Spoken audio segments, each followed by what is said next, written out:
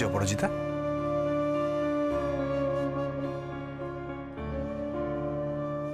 আর পারছি না, আমি আর পারছি না দেবদেব এসব মেনে নিতে। যশকে খুঁজে এনে দাও না দেবদেব। আমি দেখলাম জানো তো, রোহিণী যশকে আটকে রেখেছে। তুমি তুমি ঠিক সন্দেহ করেছিলে দেবদীপ। স্বপ্নদীপ ওর ইনহেলারটা কেড়ে নিয়েছে। নিঃশ্বাস নিতে পারছে না, ওর খুব খুব কষ্ট হচ্ছে। ওকে ইনহেলারটা দিচ্ছে না ওরা। মরে যাবে, মরে যাবে দেবদীপ। বাঁচাও না, তুমি একটু যশকে বাঁচাও না দেবদীপ। যশকে একটু বাঁচাও। শান্ত হও অপরাজিতা, প্লিজ একটু শান্ত হও। দেখো আমি তো আছি, আমি সব ঠিক করে দেব। Trust me. আমার উপর ভরসা আছে তো তোমার? গুড, তাহলে এখন একটু ঘুমো। দেখো অপরাজিতা, একটা খোঁজ তো পাওয়া গেছে, তাই তো? এটা নিয়ে তো তোমার সাথে আমার রাতে কথা হয়েছে তো। দেখো আমি আমার নেক্সট প্ল্যানটা ভাবছি, আমাকে ভাবতে দাও, মানে অ্যাটলিস্ট সকালটা হতে দাও, তারপরে কিছু না কিছু করবো। আমি বলছি আমি কিছু না কিছু করব। প্লিজ তুমি আর এ নিয়ে ভেবো না, তুমি এখন ঘুমিয়ে পড়ো। Good night.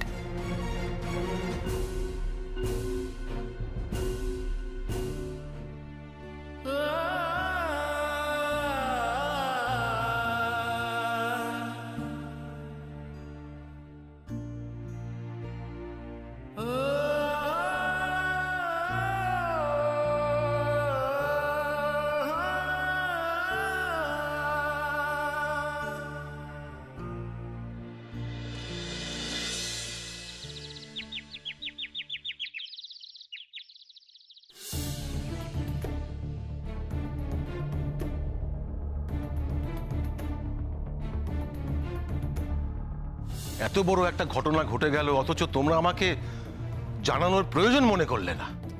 মুশকিল, তুমি একটা এত জরুরি মিটিং এ গিয়েছিলে, আমি যদি বলতাম তুমি টেনশন করতে, কাজকর্ম ছেড়ে চলে আসতে হতো তোমাকে।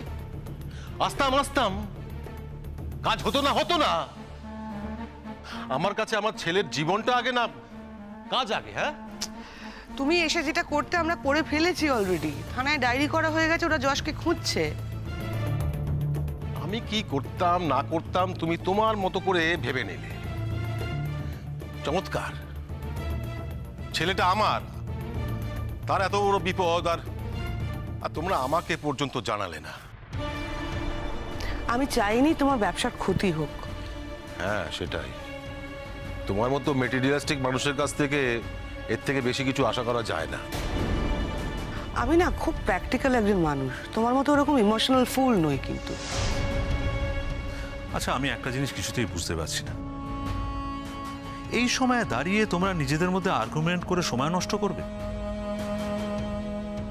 আচ্ছা দাদা, এখন কে কি করলো, কে কি করতে পারলো না, সেটা না ভেবে তুই কি করতে পারবি সেটা বলতো। আচ্ছা, দুদিন হয়ে গেল, কোনো খবর নেই। আমরা ডায়েরি করেছি, খালি ডায়েরি করলেই হবে? ওটা ফলো আপ তো করতে হবে। ওরা 2-3 বার থানায় ফোন করেছে, ওনারা জানিয়েছেন কিছু খবর পেলেই আমাদের জানাবেন। না, দুদিন হয়ে গেল, ওরা কিছু জানতেও পারলো না? এখন তো রাস্তার মোড়ে মোড়ে সিসিটিভি ক্যামেরা লাগানো আছে। এই অবস্থার মধ্যে একটা ছেলে এইভাবে উবে যায় কিভাবে? এই শোন, তোর তো কি একজন বন্ধু আছে না, পুলিশের অ্যাসিস্ট্যান্ট কমিশনার, তাকে একবার বল না। হ্যাঁ, আমি বলবো বলেই ভেবে রেখেছি। ছোট ঠাকুরপো, সাথে কিন্তু এটাও বলো যেন দেবদীপ আর শাবনাম ওদের যেন কোমরে দড়ি পড়ে। আমি জানি ওরা এটা করেছে। না ফুলকাকি, তুমি সম্পূর্ণ ভুল ভাবছো, ওরা এরকম কাজ করতেই পারে না। কেন করবে না মহুয়া? একটু বলবে আমায়? ও তো সব সময় আমার ছেলেকে নিজের কাছে চেয়েছে শাবনাম,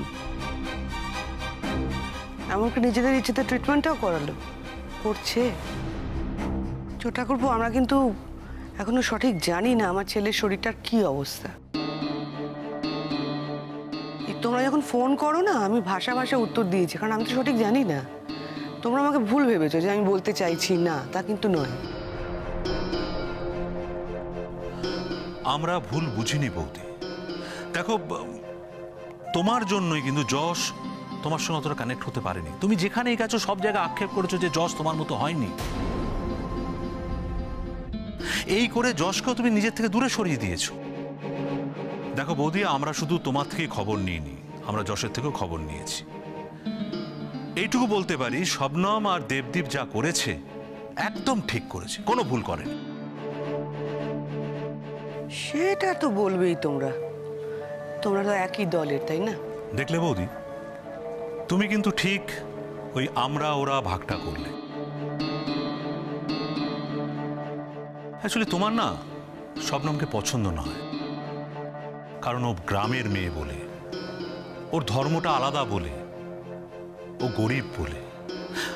আচ্ছা বৌদি, আমার একটা কথা বলো, একটা মানুষের কি এই তিনটে জিনিস দিয়ে পরিচয় হয়? এছাড়া অন্য কোনো পরিচয় হয় না। আজকে তুমি, আমি, আমরা বা যশ, এই স্টেটাস জিনিসটা তো জন্মসূত্রে পাওয়া। দেখবে যত প্রভাবশালী মানুষ আছে তাদের পরিবারের ইতিহাসের গল্পটা শুরুর দিকটা একই রকম। দেখো, গাছ তো মাটিতেই পুঁততে হয়। একটা গাছকে মাটিতে পুঁতলে সেই গাছটা আস্তে আস্তে বড় হয়, আকাশে তার ডালপালা ছড়িয়ে দেয়, মানুষকে ছায়া দেয়, ফল দেয়। অথচ ওই চারা গাছটা কিন্তু মানুষকেই যত্ন করতে হয়। তুমি ওই চারা গাছটাকে যত্ন করলে না, অথচ এই গাছটা যখন বড় হয়ে ফল দেওয়া শুরু করলো তখন তুমি তাকে প্রেস করছো। এটা তো ঠিক নয় বৌদি। আর ওই তুমি যে স্ট্যাটাসের কথাটা বলছিলে, দেখো এই শবনম আজকে কিন্তু ওর স্ট্যাটাসটা পুরোটা বদলে ফেলেছে পরিবারের। আর বদলটা তো এইভাবেই হয়, একজনকে শুরু করতে হয় বদলটা। সেই বদলটা কিন্তু শবনম করতে পেরেছে। দেখো বৌদি, একটা মানুষকে যদি জাজ করতে হয় তার ভেতরের কোয়ালিটি দিয়ে জাজ করতে হয়, অন্য কিছু দিয়ে নয়। কথা বলবো একটা, তোমার জ্ঞান শোনার মতো মনের অবস্থা আমার নেই কিন্তু। কিন্তু শবনম আর দেবদীপকে নিয়ে খারাপ কিছু ভাবার মতো মানসিকতা তোমার এখনো রয়েছে। আচ্ছা, তোমার সমস্যাটা কি বলো তো বৌদি? তোমার এত কিসের রাগ একটু বলবে আমাকে? তোমার ওদেরকে পছন্দ নয়। আচ্ছা, একটা কথা তোমায় বলি, রোহিণী তো শবনমের নখের যোগ্যও নয়। রোহিণী তো যশের ক্ষতি ছাড়া আর কিচ্ছু করেনি। তারপরেও তুমি রোহিণীকে মাথায় তুলে রাখছো কেন বৌদি? চোখ থাকতেও তুমি অন্ধ হয়ে রয়েছো কেন? তুমি সত্যিটা দেখতে চাও না বৌদি? ছোট্টা গল্প, অন্ধ আমি না, অন্ধ তোমরা। কিন্তু যশ যেদিন গাড়ি ড্রাইভ করে গেল আমরা কেউ জানতাম কি? হ্যাঁ, ওরা জানতো। তাই আমার মনে হচ্ছে এই কাজটা ওরাই করেছে। এই কাজটা যদি ওরা করতো, ওদের যদি হাত থাকতো, তাহলে আমি নিশ্চিন্ত হতাম। ভাবতাম যে যশ ভালো আছে, কিন্তু এই কাজটা ওরা করেনি, আর সেই জন্যই আমি বেশি ভয় পাচ্ছি। কি করে জানলে ওরা করেনি? শবনমের সেই সৎ সাহসটুকু আছে, ও মিথ্যে বলবে না, কিছু লুকোবে না। আর ও তো বরাককে বলেছে যশ কোথায় সত্যি জানে না। আর ওরা তো থানায় ডায়েরি করেছে, তার মানে ওরা জানে না, ওরা সত্যি জানে না যশ কোথায়, জানে না ওরা। তাহলে তাহলে কে করতে পারে? কেন? রোহিণী? হোয়াট? রোহিণী কেন কিডন্যাপ করাতে যাবে? মেয়েটা নিজে নিয়ে এলো আমার ছেলেকে দেবদীপ আর শবনমের কাছ থেকে। আর যদি তাই করতো, ও নিজে কি পালিয়ে যেত না? সব ব্যাপারে ওর দোষ ধরাটা বন্ধ করো প্লিজ। আমি জানি এটা শাবনাম আর দেবদেবী করিয়েছে, হয়তো হয়তো আমার ছেলেরও সায় ছিল এতে।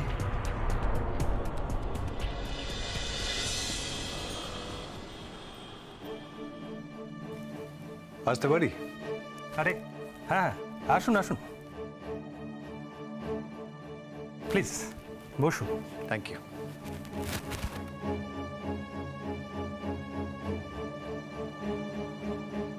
দেখুন, আমরা তদন্ত চালাচ্ছি, কিন্তু এখন অবধি সেরকম কোনো ক্লু আমাদের হাতে এসে পৌঁছায়নি। স্যার, আমরা আপনাকে একটা খবর দিতে এসেছি। তাই নাকি? হ্যাঁ স্যার, নয়াবাদের কাছে একটি বাড়ির গ্যারেজে যশের গাড়িটা দেখতে পাওয়া গেছে। তাহলে আপনারা তো সেখানেই ডিরেক্টলি যেতে পারতেন। আসলে ওই বাড়িটাতে কেউ থাকে না, আর বহু বছর ব্যবহার না করার জন্য বাড়িটা আমার মনে হয় ওটা বসবাসের অযোগ্য, মানে কেউ বসবাস করতে পারবে না। তাই যশ নিজের ইচ্ছে এমন কোনো বাড়িতে যাবে সেটা আই ডাউট। তাছাড়া নয়াবাদের কাছে মানে যশের তেমন কোনো পরিচিত কেউ নেই যে বা যারা ওকে ওই বাড়িটার সন্ধানটা দেবে। আচ্ছা, আপনাকে খবরটা কে দিল? আমার এক পরিচিত, মানে আমার কিছু বন্ধু বান্ধবদের আমি বলে রেখেছিলাম এই যশের এই ব্যাপারটা, তো কাল রাতে আমাকে ফোন করে খবরটা দিল। আর তাছাড়া মানে যশকে আদৌ কেউ কিডন্যাপ করেছে কিনা, যশ ভেতরে আছে কিনা, আর থাকলে সে কি অবস্থায় আছে এটা কি, এসব কিছু তো আমরা জানি না। তাই একা গেলে পরে মানে সেই রিস্কটা আমরা নিলাম না, প্লাস সেটা করলে হয়তো যশোরও কোনো ক্ষতি হতে পারে, তাই আমরা মানে এই রিস্কটা আমরা নিতে চাইলাম না। এটা আপনারা খুব ভালো কাজ করেছেন, আমাদের জানি। স্যার, আপনাকে না আরো একটা ইনফরমেশন দিতে এসেছি। হয়তো ইনফরমেশনটা আপনাদের আগে দেওয়া উচিত ছিল, তাহলে আপনাদের কাজের সুবিধে হতো, কিন্তু সামহাও মাথা থেকে বেরিয়ে গিয়েছিল। বলুন। যশের এই মিসিং এর ব্যাপারে আমরা কিন্তু রোহিণী চৌধুরীকে সন্দেহ করছি।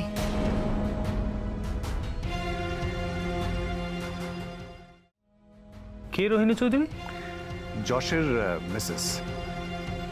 উনি ওনার নিজের স্বামীকে কেন কিডন্যাপ করতে যাবেন? তাছাড়া উনি যথেষ্ট অসুস্থ, আপনারাই বলেছিলেন। স্যার, রোহিণী চৌধুরী খুবই প্রতিহিংসা পরায়ণ। যেমন মানে এরকম কোনো ঘটনা আগে কি কিছু ঘটেছে? আমি বলছি অপরাজিতা। আসলে অপরাজিতা হচ্ছে যশের প্রথম স্ত্রী। যশের বিয়ে হওয়ার কথা ছিল রোহিণী চৌধুরীর সাথে, কিন্তু ঘটনাচক্রে ওর অপরাজিতার সঙ্গে বিয়ে হয়ে যায়। যশ ও অপরাজিতা হানিমুনে গেলে রোহিণী চৌধুরী লোক পাঠিয়ে অপরাজিতাকে খুনের চেষ্টা করে। যদিও সেই চেষ্টাতে রোহিণী চৌধুরী সাকসেসফুল হয় না, অপরাজিতা বেঁচে যায়। মানে আমি এবং আমার পরিবার ওকে উদ্ধার করি এবং ও ট্রিটমেন্ট করি। ট্রিটমেন্টের সময় দেখা যায় যে অপরাজিতা তার স্মৃতি হারিয়েছে, সে কিছু মনে করতে পারছে না। ফলে সেই মুহূর্তে অপরাজিতাকে যশের কাছে ফিরিয়ে দেওয়া বা তার পরিচিত লোকজনদের কাছে ফিরিয়ে দেওয়াটা পসিবল ছিল না আমাদের পক্ষে। So we had to wait. ইতিমধ্যে কি হয়, যশের সাথে রোহিণীর বিয়ে ঠিক হয়, আর আমার সাথেও অপরাজিতার বিয়ে ঠিক হয়। আমার বাড়ি থেকে আমাকে অপরাজিতার সাথে বিয়ে করার জন্য বলা হয় এবং অপরাজিতাকেও। বিয়ের দিন রাতে স্যার অপরাজিতার পুরনো স্মৃতি সব মনে পড়ে যায় হঠাৎ করে। তখন সে ছুটে যশের কাছে যায়, কিন্তু যশ তাকে অ্যাকসেপ্ট করে না, তাকে ফিরিয়ে দেয়।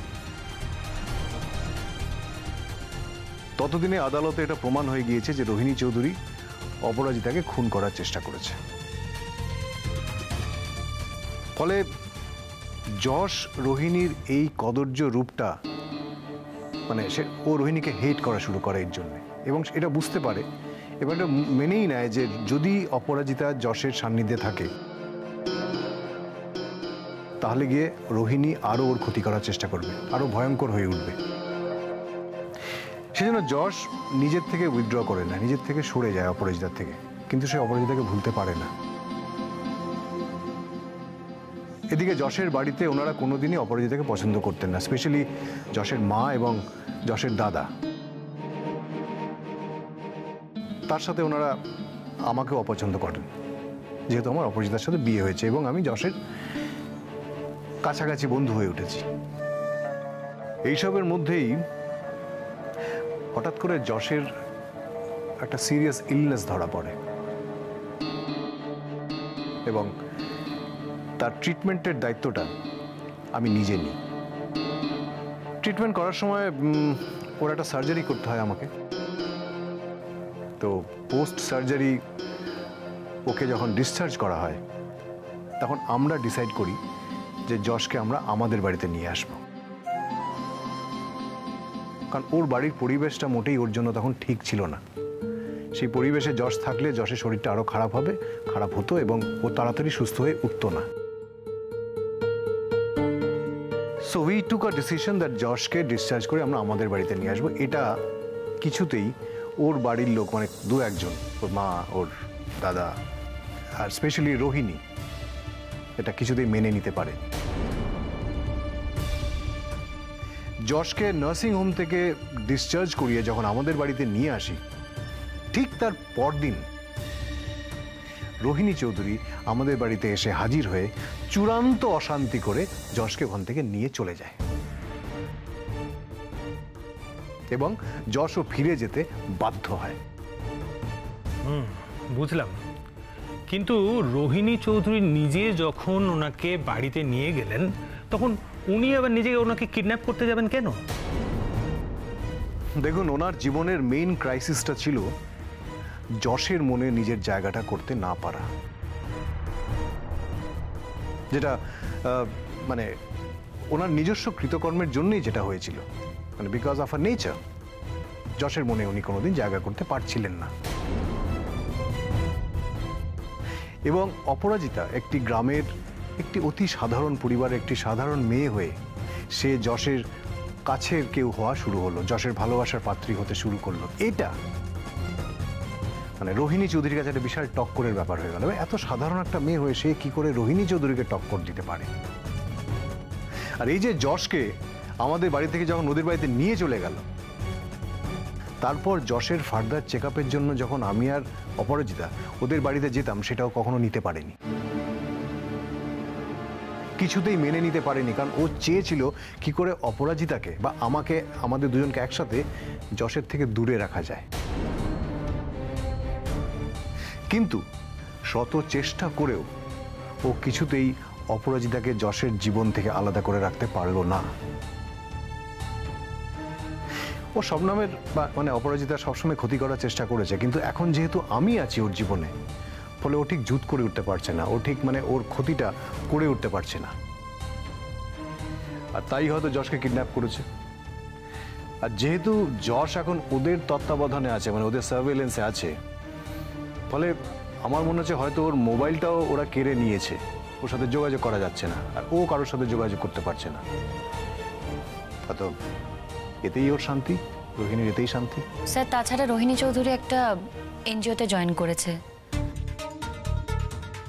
সেই এনজিওর নাম কিন্তু রোহিণী চৌধুরী বলতে পারছে না।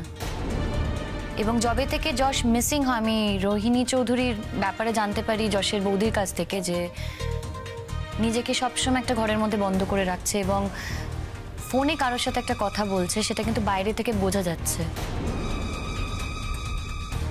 আর এনজিওতে যখন যাচ্ছে, কেউ যদি বলে তাকে ড্রপ করে দেবে, ড্রপটা নিতে রিফিউজ করছে। যে মানুষটা গাড়ি ছাড়া এক পাও বেরোয় না, সে গাড়ি না নিয়েই বেরোচ্ছে এবং সবাইকে এড়িয়ে যাচ্ছে, এনজিওর নামও বলতে পারছে না। আমাদের পুরো ঘটনাটা শুনেই মনে হলো সন্দেহজনক, তাই আমরা এলাম আপনাকে পুরোটা জানাতে। স্যার, রোহিণী চৌধুরী খুব খুব খারাপ একটা মানুষ। মানে আপনি ভাবতে পারেন মানে নিজের স্বার্থ সিদ্ধির জন্যে সে এতটাই খারাপ যে কাউকে খুন পর্যন্ত করতে পারে। এই ধরনের মানুষও, মানে ও কোনোদিনই তো যশের ভালোবাসা পায়নি, আর যেহেতু ও নিজে কোনোদিন যশের ভালোবাসা পায়নি তার জন্য দায়ী করেছে অপরাজিতাকে। ও কখনো সেটা মানতে পারেনি যে ওর যশের ভালোবাসা ও নিজের দোষে পায়নি, নিজের মানে এই এই এই চরিত্রের জন্য পায়নি, কিন্তু সবসময় তার জন্য দায়ী করেছে অপরাজিতাকে।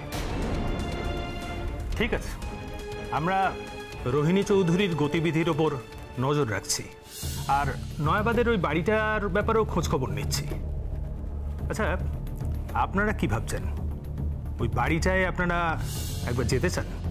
হ্যাঁ, ভাবছি একবার যাব, গিয়ে দেখি যদি ওখানে পাওয়া যায়।